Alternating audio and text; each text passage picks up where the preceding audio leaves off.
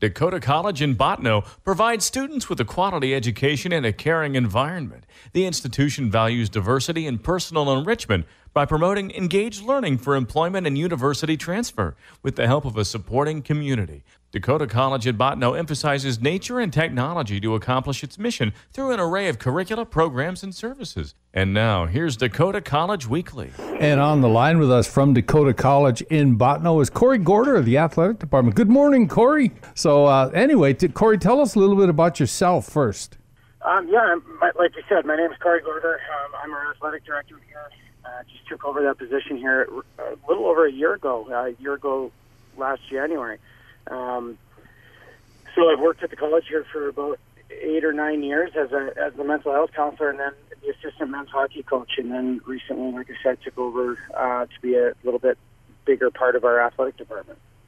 And what kind of athletics currently does Dakota College have?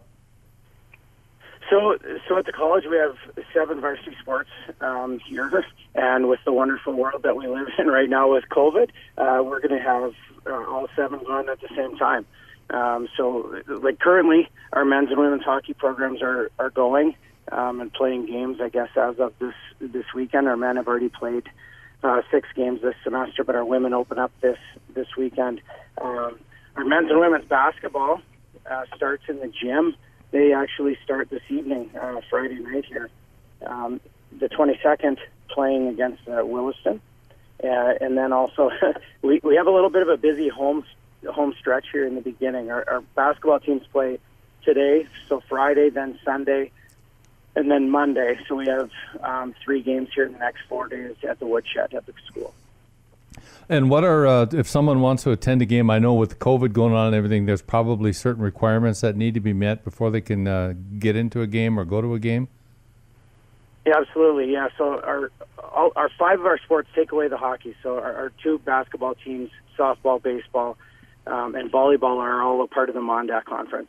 Our Mondac has some COVID protocols that are set up where we can only allow 20% or 25% capacity in all of our venues. So that being said, we have 125 fans that are allowed after we figured out the capacity of our gym. When we look at how to roll that out, it basically is we're covering all of our parents and family of all of our players when it comes to our gym sports, and then our students after that. And then whatever's left over, I have those things kind of done a few days ahead of time prior to the game, and then whatever's left over goes to our business office here at the college. And their window's open from 9 to 3:30, I believe. So if people want to attend those events, like at the business office today, they have the tickets for Friday, Sunday, and Monday for the next 3 games, and people can go there. And it's kind of on a first come first served basis when dealing with those tickets. In addition to that, there's going to be some roped off areas, like for example the front row on the one side where our players sit on the gym floor. Nobody's allowed to sit there this year. And those things are evaluated by all the athletic directors of the Mondac teams, and they, so that's accurate as of today, Sunday and Monday, but that might change after Monday's contest, depending on what's going on. In addition to the basketball, I guess I'll just continue to roll with some of with our other gym sport that's going on. Volleyball opens up against Lake Region State College. Kind of a big rival for them every year. They open with them at home next Friday as well. So the 3 of the gym sports are all going to be going as of next Friday. And basically 5 or 6 days a week, they're either playing at home or on the road between the men's and women's basketball and volleyball. Wow, go ahead. That's quite an active schedule. Yeah, it's I felt like we had to fight really hard in the first semester, even to get practices in and to get some scrimmages. We had a few scrimmages, and it felt like a person had to fight really hard to get those, just because of our numbers weren't the greatest around the state, and there were some restrictions put on. And then now I look at it it felt like a whirlwind before, but now it's actually beginning. Now it's just going to be busy and either at the gym or at the local arena every day, which is a good thing. So moving into hockey, Dave. I don't want to forget. Like, we can allow 350 fans at those games just because of the amount of capacity maximum capacity, so we can allow 350. So to go to any hockey game for the college at this point, no tickets are needed. We can go there, and we have somebody keeping track of the number just in case, but we aren't. I mean, I would love it if we had to turn people away. That means we have 150 in the rink, but I don't know that that'll happen. Now, you said that you coached the hockey team before, and I know you've got great sports up there, but your hockey program has done exceptionally well over the years, has it not? Yeah, we have. I help out Coach Travis Rupchinski with the men's team. I guess I've helped him for about 8 years since really starting at the college with him, and I'm his assistant coach with our men's team. Yeah, we have a great tradition in regards to just how we've done throughout the years, and hopefully, well, I know for sure this year, but hopefully we have everybody in the community feeling like we have good character people along with winning tradition. But since coming back from Christmas, we went on a nice 5-game winning streak here, and then last night that got broke. We traveled down to Mandan and played University of Mary and lost last night. So, but still continue to roll. Our men's team is at 5-5, I believe, on the year, and our women, I just help once in a while. So when I said I'm on the way to the rink to help out, I'm just going to help out. This is our first year with women's hockey here, and our head coach Reed Laux asked if I would come out and work with his goaltenders and stuff this morning. So I'm sitting outside waiting to go in once I'm allowed to go in for practice.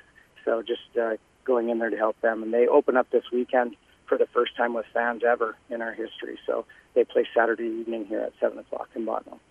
And I think you're being a little bit humble when we talk about hockey, because I think you've got some national championship banners hanging in your arena, do you not? There's a few. There's a few of them. I've got to be a part of 2 of them, I guess, as coaching the last 2 years of the NJCAA, and then now both our men's and women's team play in the ACHA. Which has a really large number of teams playing. Just for an example, the women's Division II that we play in has approximately 200 teams. Obviously, a very small portion of those are playing this year with everything with COVID. But yeah, our men's team last year, we had the opportunity to win in the regional tournament and advance onto the national tournament for the first time since we moved into the ACHA for the last 3 years. 4 years, sorry. And then it got canceled. We were set to go there in March, and the world shut down in March last year. So we weren't able to, that got canceled, so we weren't able to attend. Yeah, it did. The world did kind of shut down, did it not? And also, Corey, I know that with all of your sports and everything, a lot of times when an athlete is considering whether or not they want to play their sport in college, sometimes they can go to a junior college and develop their skills even further. Do you offer any kind of scholarships for athletes that might be interested in going to that next level? Yeah, great question. Potentially, there's academic scholarships for anyone. And I say that because it's not specific to any athletes. We can't say, hey, you're an athlete and you're coming here, so you're going to get academic money. But in our school, there are several different options and opportunities, I should say, to get scholarships when it comes to academics or different career paths that you go in, and there's different grants that young people can attend our school and potentially get some money to help them out with their tuition. There are hockey used to have scholarships because it was at NJCAA, but when it moved into ACHA, that's a rule that they have in their league that we are not allowed to offer any athletic money when it comes to men's and women's hockey. That's the same across the whole country. They can't offer those if they're a part of the ACHA as well. And so our men's and women's basketball team has money that they can utilize, our volleyball team, and then our baseball team. All of those sports have athletic money for scholarships, et cetera, and our women's softball does not. Being a Division III team, they're not allowed to offer any scholarships for athletics. And I know you had mentioned academics as well, too. I know having played college athletics myself a while back, but sometimes that schedule gets pretty busy with the practices and the games, and it's important that you keep up with your schoolwork to be able to stay eligible Absolutely. to play that sport as well. Yeah, for sure. One of the things that I really look at, and one of the things I've always pushed and talked about, I guess, in the last year is being one department, not just 7 sports, and trying to help each other out when it comes to bridging that gap between athletics and academics at our school. And I've tried to work really hard to have that happen, so that if there is an issue, any professor or faculty member can reach out to any coach at any time, and we can try to get a young person back on track if they need it, or get the assistance they need in the Student Success Center if they need a tutor, or whatever the situation is. But yeah, these young people have a really busy schedule. There's 2 teams playing tonight, but I think there's probably 3 other teams that have athletes that are helping us out with some of the different jobs that are available at the game. So yeah, these young people are busy. I don't want to say every evening, but kind of it's looking that way, that they're going to be busy every evening, kind of helping out. And if they're not helping out working, hopefully they're there supporting the other students that are going to school here. And I know that Dakota College will reach out to any athletes that might be interested. So if an athlete does have an interest, what would be their first connection? How would they contact Dakota College? One of the best methods, I would say, is on our athletic webpage, which is DCBJax.com. And there's a recruit form on one of the drop downs in there. And that recruit form, if they fill that out, goes to the appropriate coach. So if it's someone who's a hockey player, a men's hockey player, it gets sent to Travis or Pinsky. If it's a women's basketball, it gets sent to Wayne Johnson, those sort of things. They can also look up any of the coaches' phone numbers or emails on that webpage. And as well as myself, I guess, people can always call or email me as well, so we can get them hooked up with the right coach, and hopefully have them here as a future Ruby Jack or Lumberjack. All right, Corey, is there anything else that you'd like to add before we?